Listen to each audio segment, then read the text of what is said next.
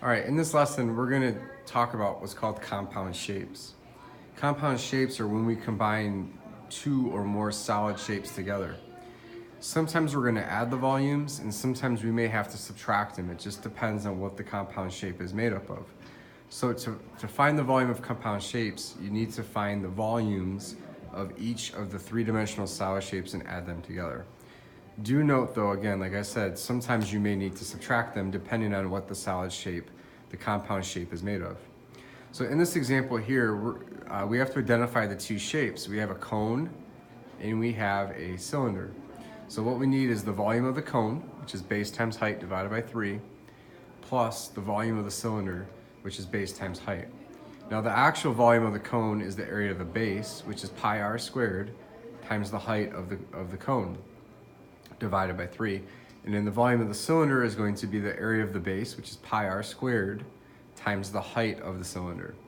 So when we substitute the values in for each of these equations, we get pi 4 squared times 6, because the radius is 4 and the height is 6.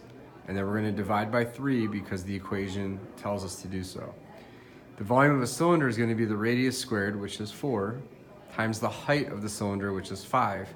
So keep in mind, one mistake many students make is they get the heights of shapes mixed up. The height of the cone is 6, the height of the cylinder is 5. So pay attention to the heights of different solids when combining them for compound volume problems. When we plug these values in the calculator, we get 32 pi for the volume of a cone and 80 pi for volume of a cylinder. Because these numbers work out quite easy, and we can add them up and get 112 pi. If you wanted to, we could also convert them into decimals and get a final decimal answer. In this next one, we just want to identify the shapes. This is going to be one of your test questions where you have to look at a compound shape and identify it. So this was what we would consider a cone down here, and then on top, the ice cream would be considered a hemisphere, or half of a sphere. So to calculate the volume of this, there's no dimensions, but in theory, what we would do is we would do the cone, the volume of a cone, plus the volume of half a sphere, or a hemisphere. All right, in this next example down here, we have the volume of a cube, and what we're going to do is cut out a cylinder from it. So now this is what I was talking about a few minutes ago. When we talk about, we're not going to add volumes, we're actually going to subtract. So we're going to take the volume of the cube and then subtract out this cylinder. So the volume of a cube is length times width times height, and the volume of a cylinder is going to be pi r squared h. So the volume of the cube is going to be 216, and the volume of a cylinder is going to be 24 pi. So here we have a decimal and an answer in pi. And so in this problem, we want to convert it into decimal to get a final answer of 140.6. We take 216 of the cube and subtract the 75.4 of the cylinder to get a final volume of 140.6. All right, to look at a local example of something we have, many of you have been to the zoo. The water tower is essentially two shapes, and these two shapes are going to be a cylinder and a hemisphere. So here's some things for us to consider is we need to know the dimensions of this to be able to figure out some of these calculations. So the mural of the cylinder, this thing right here, right? And the distance around it, so this wrapped around is actually going to be the circumference.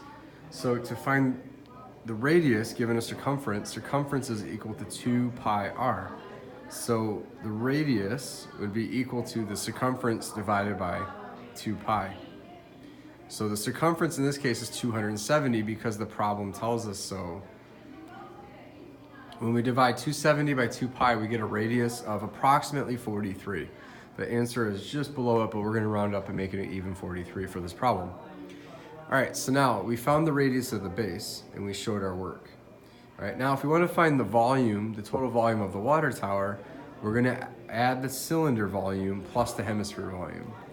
So the cylinder volume is pi r squared h, and we're going to add 1/2 the volume of a sphere. So we have half of a sphere. When we plug in our values, the radius is 43. The height of the cylinder is 40 because it tells us the mural is 40 feet tall. So that's going to be the height of our cylinder. And then we're going to multiply that times pi. And then over here we have 1/2 times 4 pi, 43 cubed divided by 3.